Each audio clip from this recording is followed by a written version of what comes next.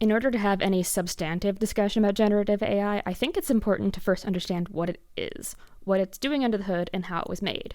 In making this video accessible to a less tech-savvy audience, my explanations of things are going to be very simplified. AI, or artificial intelligence, is a real field of computer science that seeks to create programs and machinery that emulate human-like pattern recognition. Humans are very good at pattern recognition, but this alone does not make up the whole of human intelligence or sentience.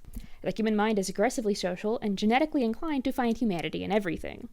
Much in the same way you might see a face in shower handles, you are likely to find humanity in anything with the sign of pattern recognition, even if sentience and intelligence are not truly present. Keep this in the back of your head. I've divided generative AI into three main types: text, image, and audio. At their core, they're very similar, but by virtue of creating different media types, they all work a little differently. Text AI generates its media by predicting, based on the words that came before it, what word is most likely to come next in a sentence, with some additional guidance of a prompt. This is also how predictive text, otherwise known as autocorrect, works. Though the autocorrect on your phone likely cannot see as many words preceding, and has a much smaller pool of text than its training data. Essentially, it is a probability. AI does not actually know what words mean, only what words are most likely to come after the word preceding it in sample text within its training data containing similar labels to the prompt given. This is why when you ask how many of a specific letter is in a long word, the generated answer will frequently be incorrect. The AI is latching onto the label how many and is noticing that within its training data, text with the label how many is most likely to contain numbers. So it generates numbers, but it never actually counted the number of letters in the word, so it may not be correct.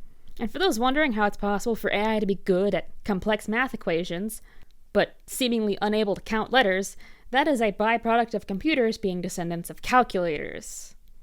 The original purpose of a computer was to do math, so I am not at all surprised that AI seems to be doing a decent job at handling math equations. Some might even argue that math is technically the only thing that computers actually do, but that is getting into the weeds. I've mentioned samples and training data a few times now, so where is this all coming from? Well, the training data is made up of large bodies of text written by humans. It's difficult as outsiders to determine exactly where this text is sourced from within any individual AI company, but for big names like ChatGPT, we can assume based on what characters, people, vocabulary, and events it is able to speak on, that it's been fed YouTube transcripts and other text available on the internet. And while this is publicly available text, the creators of said text likely did not give permission for this text to be collected and copied for this purpose. Most people publishing text online make it publicly available because they want humans to be able to read it. Nobody expects their work to be copied and pasted anywhere without citation, especially not copied and pasted directly into the training data of a system marketed and built to replace the labor they do for a living. Because most of the text on the internet was written years ago, before AI and ChatGPT were like well-known things. You can't tell me that the person writing an article in 2008 had any idea their work would be scraped to train AI. That just wasn't a thought that would have occurred to them. Okay, do you understand me? Even people publishing things today should not be blamed for having their work stolen. The writers of the internet are not responsible for the fact that AI companies are abusing their goodwill and means of self-advertisement for the development of a product they will see no benefit from. Image AI operates very similarly, but instead of guessing the next word, Image AI is making itself a sort of paint by number, calculating the color of the next pixel based on the images with similar labels in its training data. Contrary to what people have said, it is not literally cutting up existing images directly, as in that is not the physical process going on under the hood of these things. But that does not mean using art without permission in its training data is any more ethical. The reason why generative image AI has used social media to collect its training data is because in order for an image sample to be useful as training data, it must first be labeled. And in order to do this ethically with a collection of legally obtained artworks, this must be done by humans, which are presumably paid for this labor. So what the developers of these AI have figured out is that when people upload images to social media, they tag the photo with whatever is in the photo. They're essentially describing the photo with the tags. So if they just write up a little line of code, they don't have to label this stuff themselves. And in doing this, they are taking advantage of artists and photographers doing what they can to survive and promote themselves to potential clients on the internet in order to train a system that they are building and marketing as a means of replacing these same artists and photographers. If you are an artist or a photographer who uses social media as a means of self-promotion, as a means of income, you do not have a choice to opt out of this. You are being forced into the development of a program built to ensure your very demise. Like, that is just so insidious. And if you think I'm going to say anything terribly different for generative AI pertaining to audio, unfortunately, no.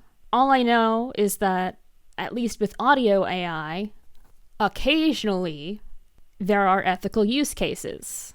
For instance, the TikTok AI voices were all donated, meaning that a voice actor willingly volunteered their voice as a voice bank for this AI to use. And I think the voice AI in particular has the potential to be useful for people who are expecting to lose their voice or have already lost their voice, who want to sound like themselves after losing it. Like, best use case is Val Kilmer. Val Kilmer was a pretty big actor in the 80s and 90s, but has since lost his voice to cancer. Because he was an actor for so long, there are a lot of voice samples of him before he lost his voice. So in theory, you could collect these samples and build a voice AI for him to use. And I think in that instance, it would be a perfectly ethical use case for generative AI.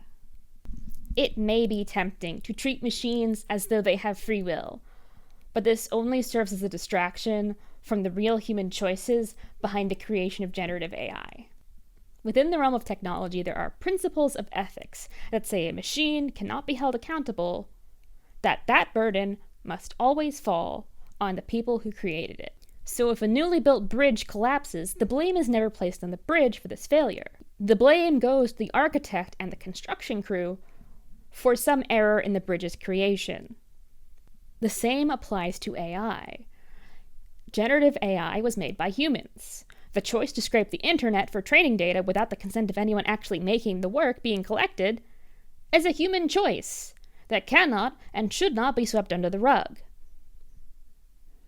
It's not just AI. It's never been just AI. It's always AI under design, creation, and supervision of humans with names. Humans who have made a conscious decision to make the AI work the way it does and train on the data they gave it. AI did not need to be trained on the copyrighted works of artists, writers, actors, and musicians without consent. That was a choice. I am never going to allow AI developers to humanize their creations as a means of shifting the blame. And neither should you. Thank you so much for watching until the end. And despite the doom and gloom of this video, I just want to remind you all that there is always a market for authenticity. Have a nice day.